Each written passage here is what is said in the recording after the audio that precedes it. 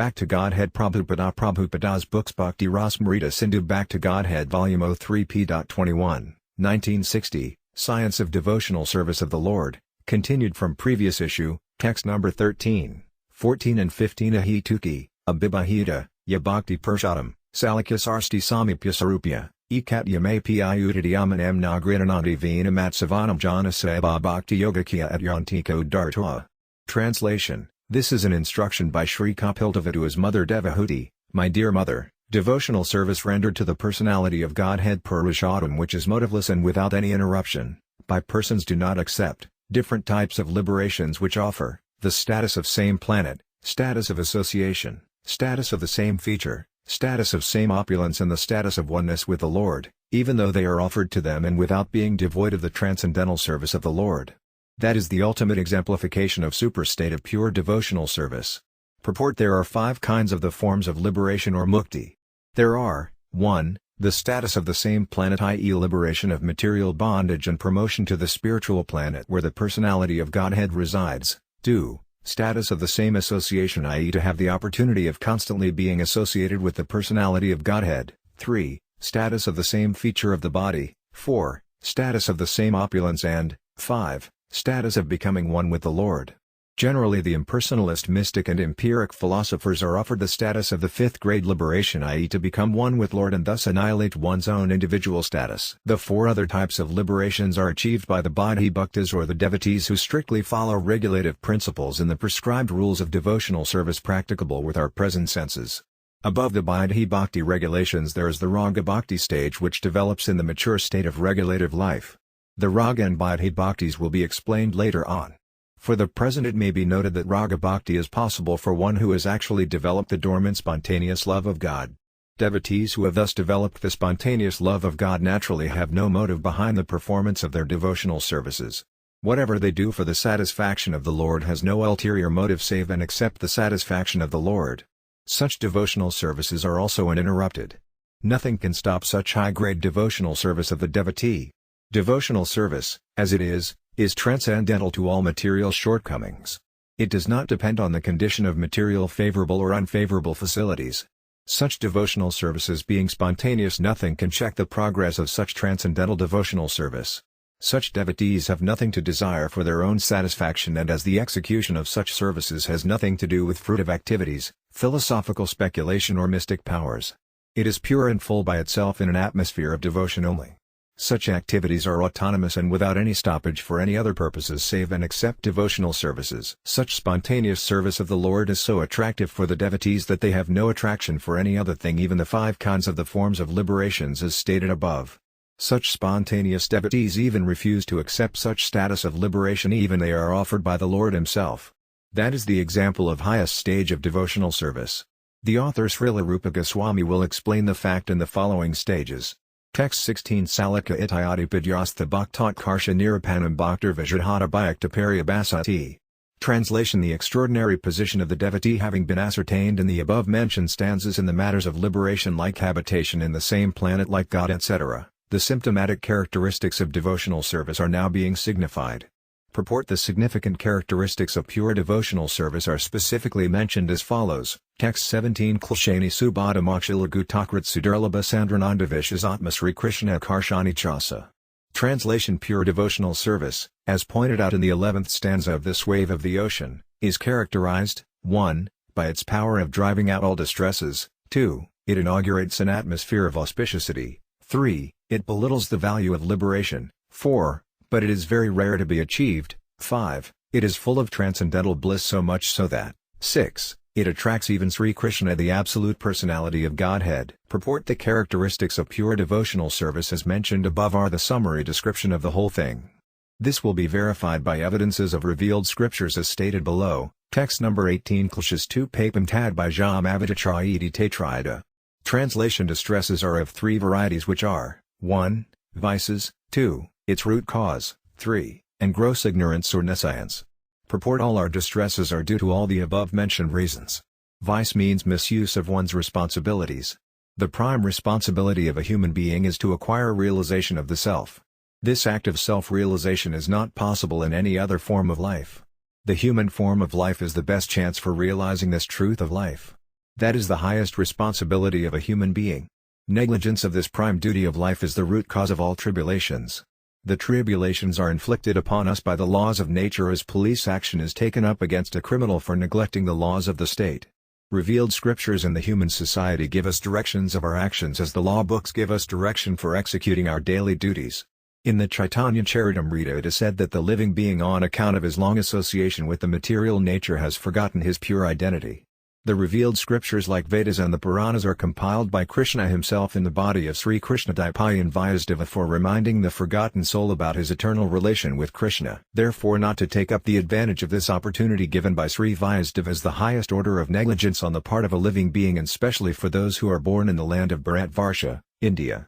The Indians have a special duty to learn all these Vedas and Puranas from the right source or the bona fide spiritual master and then distribute the same knowledge throughout the world.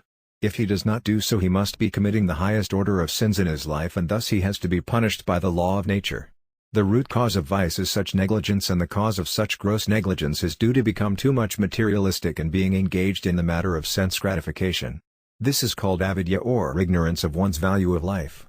The foolish materialist ignorantly accept the gross and subtle bodies namely the senses and mind as identical with his own self and thus become too much engaged in the matter of sense gratification.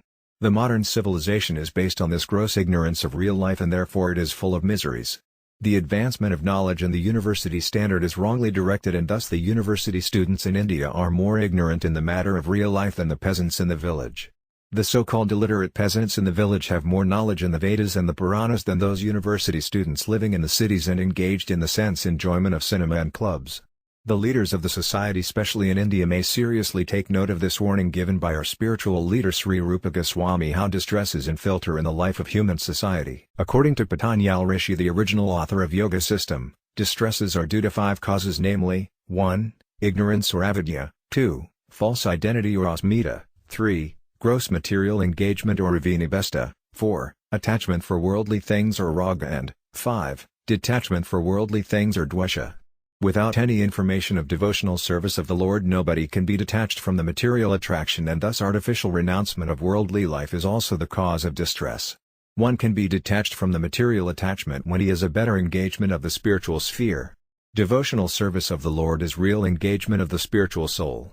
Therefore when soul has his natural engagement he becomes at once happy and detachment for all other non-spiritual engagement automatically follows for a devotee. How it so happens is described in the following lines given by Sri Rupa Goswami Prabhu. Text number 19a Prarabdham babet papam prarabdham chati tad dvaita. Purport: the vices are like infectious diseases of the pure soul. The pure soul in his normal condition is as pure as God but when he willfully makes contact with the inferior material nature and wants to lord it over, the infection of the modes of nature begins. Such infectious vices are sometimes active and sometimes potential. What is acting in the current life is called prarabdha papa and what is in the potential state to be manifested later on in this or in the next birth is called a prarabdha. Devotional service of the Lord is both prophylactic and preventive measure for such potential and current reactions of vices.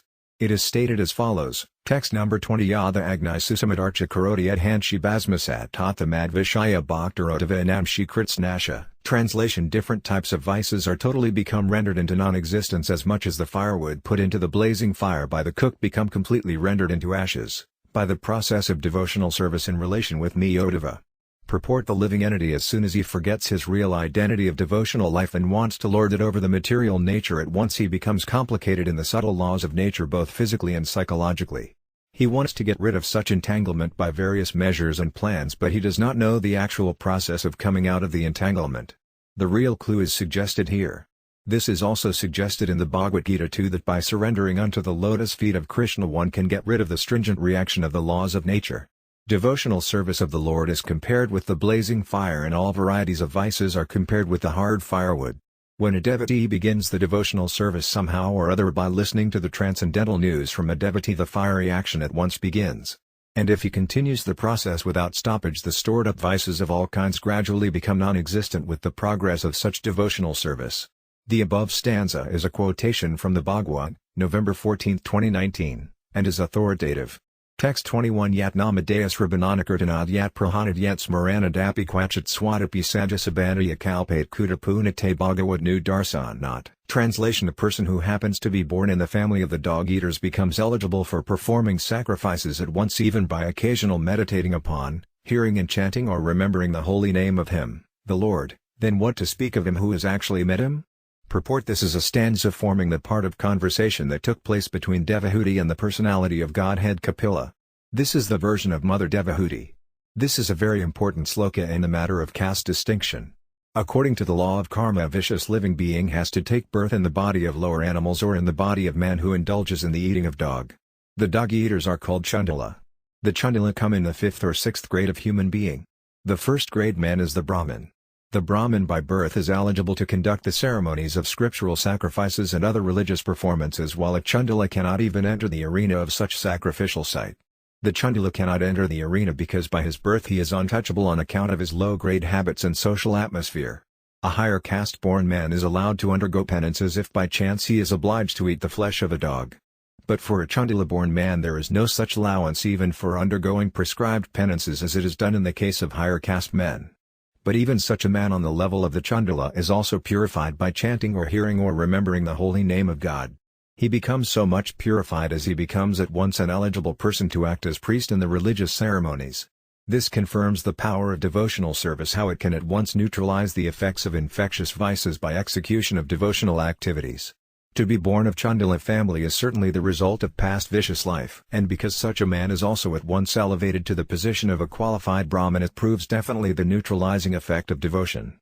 Srila Jiva Goswami says that to take birth in the family of a Brahmin is undoubtedly the result of past pious deeds, but the Chandala even surpasses him simply by chanting the holy name of the Lord. To take part in the ceremonial sacrifices is not an ordinary thing. Even a man who is born in the family of a Brahmin cannot take part in the ceremonial sacrifices until he gets the authority of sacred thread ceremony. The sacred thread of a man is a sort of certificate for him, declaring thereby that the man has properly been initiated by an acharya who has taught him the Vedas with paraphernalia and has given him the right to perform the religious rites. But the Chandala has no chance of undergoing such purificatory processes from the bona fide acharya, and because he adopts the first step of devotional service, namely hearing and chanting the holy name of the Lord, he at once becomes more than the person born in the family of a Brahmin.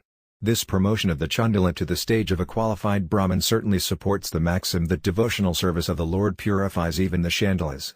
It may not be our place here in that the present movement of a casteless society is possible only by the propagation of this movement of devotional service of the Lord.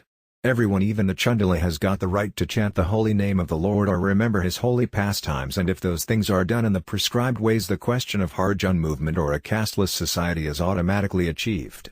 Text number 22 Duryati Ebasabna Iogyatwe Karanamatam Duryati Arambakam Papam Yatsayat Prarabdam Ebatat. Translation: low caste birth is the concluded cause only for disqualification in the matter of taking part in the execution of sacrifices.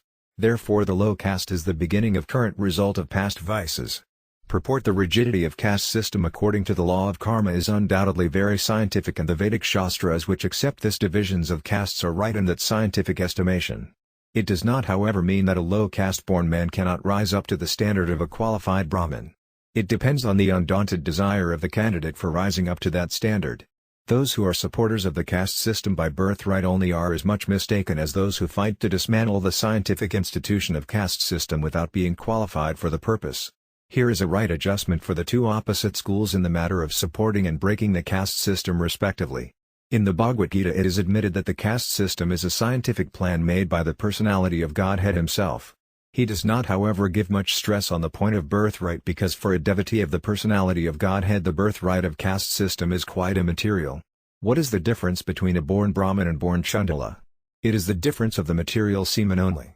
The body is made out of the semen of the father, and in the case of the born Brahmin it is taken for acceptance that the semen is pure, while in the case of the Chandala the semen is impure. Purity and impurity of the semen depend also on the purity of the father in respect of his daily habits in life. It depends on the quality of the foodstuffs the father takes. Dr. Barnard Shaw said that you are what you eat. Therefore even to the modern man it depends on the eating of a man to constitute the different secretion of the bodily glands. This is a vast subject, however, not to be dealt with here, but our point of discussion is that a man even born of a Chandala semen, it does not make any barrier for his rising up to the plane of pure Brahman, provided he has adopted the devotional services of the Lord under bona fide guidance of the spiritual master. As stated in the stanza 20, the devotional service is like the blazing fire, and therefore it is able to purify even impure birth semen of the Chandala if he is in the line. One may argue that in order to change the impure blood in the body of Chandala it will be necessary for him to wait for the change of the body. But Srila Jiva Goswami, who is one of the authorized Acharya by Lord Sri Chaitanya Mahaprabhu, answers this question very saliently as follows: children of the Brahmin family may be freed from the vice which causes the low caste birth, but to become qualified for the office of performing sacrifices such children have to undergo the process of pious actions like the second birth by initiation from an Acharya, generally known as the sacred thread ceremony. This means that the Chandala has to wait for the next birth in the family of a Brahmin as much as the Brahmin boy has to wait for the thread ceremony for the particular office. It may be an argumentative point that even though a Chandala on account of his pure devotional service is freed from the vice which caused his birth in the Chandala family, yet according to social custom a Chandala-born man cannot be allowed to have the facility of second birth by thread ceremony. But that sort of argument is invalid in the presence of evidence of the Shastras. It is clearly mentioned that such devotee becomes at once eligible for the purpose. He becomes at once pure and cleansed of all vices of his previous birth, and thereby he becomes at once venerable as much as a qualified Brahmin. By dint of his actual activities in the devotional line under the guidance of a bona fide Acharya, he is at once washed of all sins, and therefore this example is quite appropriate with reference to the context that a devotee of Vasudeva has nothing like inauspicity. He is transcendental to all the bodily reactions of birth, death, old age and diseases. Srila Bhaktisiddhanta Saraswati Thakur, a powerful Acharya, is Srila Jiva Goswami in the recent years, 1918 to 1936, reformed the Gaudiya Vaishnava Association by establishment of the Gaudiya Math Establishment, which institute initiates all persons without any caste and creed distinction and gives them the right of a qualified Brahmin by initiation in terms of the Hara Bhakti Veal, is an authorized law book compiled by Srila Sanatana Goswami. Lord Chaitanya wanted that everybody from all corners of the world shall be initiated in the cult of bhakti as it is propounded by him, and the Gaudiya Math Institution has taken up the initiative action on this behalf very timely. Solution of all problems like the dissolution of the caste system and other similar social movement can actually take a valid form only under the auspicious direction of the Goswamins. All contending elements of the world problems can be easily mitigated by the blessings of Lord Chaitanya if the path is followed strictly under direction of the Goswamins headed by Srila Rupa Goswami, the author of the Bhakti Rasamrita Sindhu. Text number 23a Pravda Phalam Papam Kudam Vijam Phalan Mukam Kramina Eba Prale A8 Vishnu Bhakti Ratatmanam. Translation: persons who are completely engaged in the devotional service of the Lord Vishnu, the personality of Godhead, becomes completely extinct from all sorts of vicious reactions which either potential, germinating, seedling or current by a gradual process. Purport: this is evidential statement from the Padma Puranam which clearly ratifies the statement of the Bhagavatam as quoted by the author of Bhakti Rasamrita Sindhu. The vices and their different stages of development are analyzed herein. Phalanmukam vices, that which we may be undergoing at the present stage of life. Vijam vices in the seedling process by our desires of different types. Kudam is prior to the stage of Vijam, i.e. in the germinating stage. Aprarabdha is the fountain source of all, and from this storehouse of vicious life all other stages develop. And all these stages of vicious life become at once switched off by adoption of the devotional service. It appears that the process of extinction goes under gradual process, but actually it is stopped at once. The example of switching off an electric fan is quite suitable here. The running fan after being switched off runs also for a few seconds by dint of the original force, but actually the power of movement is already stopped. In the Bhagavad Gita this is confirmed also when the Lord says that a pure devotee may appear to be vicious at sight, but in fact he is not so, because the motive power of his vicious movements has already been stopped by the adoption of devotional service of the Lord. It may take some time apparently, but that is immaterial in the context of genuine service. Text 24 Tis Tanya Gani Puyente Tapadana Brada Vina Dharmajam Tadradayam Tadapi Isha Amri Savaya. Translation: one can subside the tendency of vicious activities by performances of penances, charity and others like austerity etc., but it is not possible to cleanse the unholy heart merged in irreligiosities. But such a stubborn heart also can be cured of all vices by adoption of devotional services of the Lord. Purport: this is an evidential statement of Sri Sukadeva Goswami, who recited Srimad Bhagavatam to Maharaj Parikshit during the last week of his death. Vice is a symptom of the diseased heart as fever is the symptom of the infection of a disease germ. It is a foreign acquisition of the living being when he is in contact with the three qualitative material nature. Vice is not therefore an inborn quality of the pure living being, but it is acquired in association with the qualities of matter. The matter is called prakriti or nature, while the living being who comes in contact with her is called parosha. The parosha who comes in contact with prakriti is called kshara parosha, or the infectious living being, and this infection of the living being is the storehouse of all the seeds of vices. Unless therefore the root cause of infection is not cured, there is no chance of the living being's complete freedom from the miseries of material existence. To subside the forces of vicious activities of the living being by moral instructions, legislative actions, penances, charities, austerities etc. is but temporary attempts without any standing result. A man knows the law of nature or the law of the state. He breaks the law and is properly punished for that, and yet he cannot get himself aloof from such actions even though he knows what is the result of what actions. A thief commits theft, goes to the jail. There he is severely punished, but when he gets freedom from the prison house, he comes out and commits the same act of theft the next moment. Why this happens? Because his temporary measure of jail life was a process of subsiding his vicious activities, but the impure heart which remained untouched by such actions pushed him again into the same mud of morbid actions, leading to further punishment by the law of the state. Therefore the prescribed regulative actions like penances, charity, austerity etc. are only temporary measures without any permanent effect. They are compared with the bath of the elephant. The elephant takes bath in the lake profusely and for a long period, cleansing its body thoroughly, but as soon as it comes out of the water at once, to be continued,